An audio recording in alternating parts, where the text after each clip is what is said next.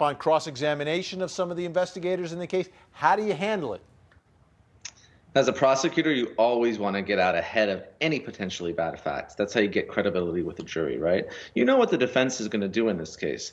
Step one is to try to knock out this confession, right? Because he led law enforcement miles away to where the body was. In fact, he had to start that journey from his house. That's where he knew where in that cornfield the body was disposed of. Rivera has her blood in his vehicle. He's on camera stalking her. So they got to try to knock out the confession. Now that the suppression hearing has happened and that's been denied, step two, right? Pointing the fingers at someone else. But that's going to implicate him, right? At best, he was an accessory after the fact, or he knows where the body was buried, and that's a crime in and of itself. So, if you're a prosecutor in this case, you got to basically tell the jury that this is what you anticipate the defense will be.